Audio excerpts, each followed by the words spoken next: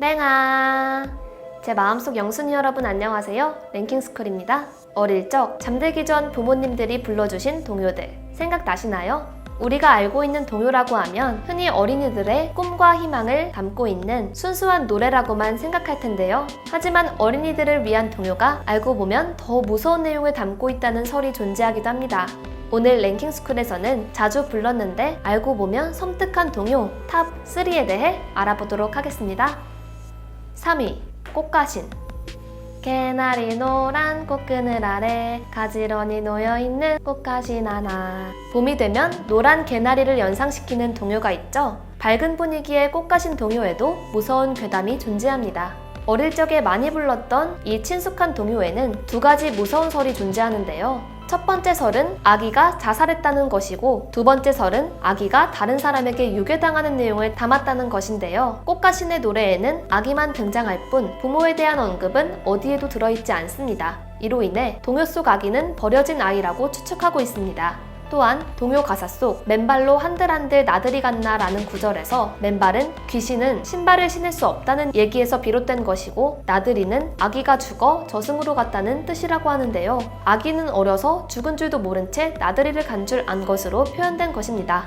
게다가 그 다음 가사 가지런히 기다리는 꽃가신 하나에서 아이는 꽃가신을 벗어놓은 후 돌아오지 않았다는 것을 알 수 있습니다. 이 구절에서는 신발을 벗고 자살한 것으로 추측을 하는데요. 사람이 목을 매거나 위에서 떨어져 자살할 때에 신발을 벗어놓고 자살하기 때문입니다. 어린아이의 신발인데도 불구하고 가지런히 놓여있다는 이유에서 나온 것 같습니다.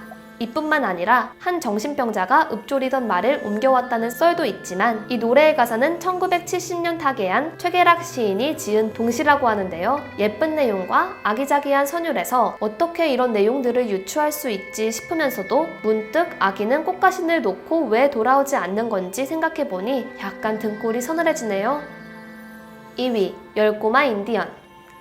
한 꼬마, 두 꼬마, 세 꼬마 인디언, 네 꼬마, 다섯 꼬마, 여섯 꼬마 인디언. 밝고 명랑한 분위기의 10꼬마 인디언. 중독성 있는 멜로디의 10꼬마 인디언은 어린 시절 숫자 세는 법을 배우거나 영어를 처음 접할 때 자주 따라 불렀던 노래인데요. 알고 보면 이 노래는 무서운 유래를 갖고 있다고 합니다. 영국에서 10명의 흑인 소년들로 시작했고 미국으로 넘어가면서 제목과 가사가 바뀌었다고 하는데요. 흑인을 비하하는 표현인 N으로 시작해서 R로 끝나는 단어가 포함이 되었습니다. 19세기 후반 미국에선 백인이 흑인 분장을 하며 인종차별을 희화화했던 프로그램 블랙페이스 민스트럴 쇼에서 이 동요가 불려졌는데요. 우리가 알고 있는 한국어 버전 10꼬마 인디언의 노래 가사를 보면 한 꼬마 인디언에서 시작하여 10꼬마 인디언으로 끝난 다음 다시 10꼬마 인디언에서 한 꼬마 인디언으로 줄어듭니다. 원곡이라고 알려진 10명의 흑인 소년들 가사에서는 10명의 흑인 소년들이 등장했다가 한 명씩 줄어드는데요. 그러나 한국어 버전과는 달리 단순히 수가 줄어드는 것이 아니라 한 명씩 사라지거나 죽게 되어 결국 마지막엔 아무도 남지 않았다는 섬뜩한 가사입니다. 10명의 흑인 소년들이 외식하러 갔다네. 한 명은 목이 막혀 죽었고 9이 남았지. 7 흑인 소년들이 장작 패고 있었네. 한 명은 자신을 반으로 갈라버렸고 그리고 6명이 남았네. 처럼 죽는 방식도 잔인합니다. 유명한 추리소설 작가 아가사 크리스티의 그리고 아무도 없었다 책이 10명의 흑인 소년들을 모티브로 삼았다고 하는데요. 책에서도 노래 가사에 맞춰 무인도에 갇힌 10사람은 모두 죽고 한 사람도 살아남지 못한다는 내용입니다. 10꼬마 인디언과 10명의 흑인 소년들 사이의 연관성은 명확히 밝혀지지 않았다고 하는데요. 그래도 제목도 비슷하고 내용도 비슷해서 자꾸 원곡이 생각나면서 10꼬마 인디언이 다르게 느껴지네요. 1위, 섬집 아기. 엄마가 섬 그늘에 굴 따러 가면 아기는 혼자 남아 집을 보다가. 섬집 아기는 어릴 적 한 번쯤은 들어봤을 정도로 유명한 동요인데요. 어머니들이 아이를 잠재울 때 가장 많이 불러줬던 노래이죠. 동요 자체도 굉장히 서정적이고 구슬픈데요. 1950년대 가난한 어촌의 애환을 담고 있는 노래라고 합니다.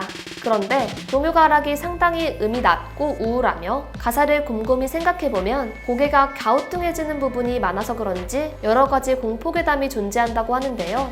가장 유명한 괴담을 해석해보면 1절 가사에서 아기가 혼자 남아 집을 보다가는 엄마가 아기를 방치했다이며 팔 베고 스르르르 잠이 듭니다는 아기는 혼자 팔을 베고 잘 수 없으므로 귀신의 팔이 저승으로 데려가는 부분이라고 합니다.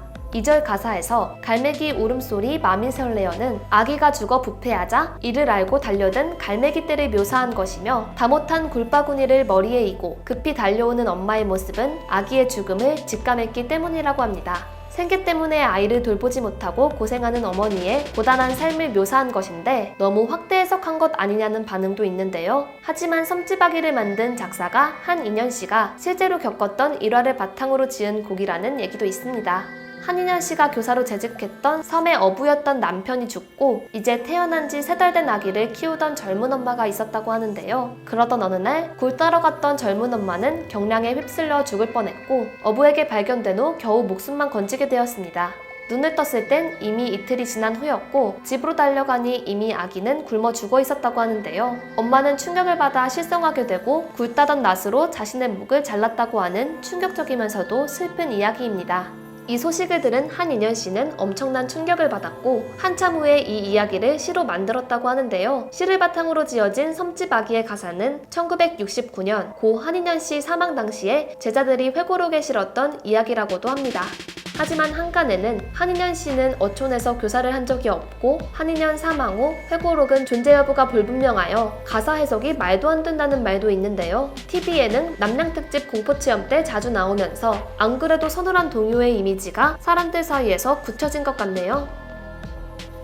동요는 항상 어린이들을 위한 내용만 담겨있는 줄 알았는데 이런 무서운 괴담이 존재할 거라는 건 상상도 못했었는데요. 하지만 몰랐으면 더 좋았을 텐데 내용을 알고 나니 괜스레 무서워지는 것 같습니다. 왠지 랭킹에 있는 새 동요들을 들을 때마다 생각날 것 같네요. 지금까지 랭킹스쿨이었습니다. 감사합니다.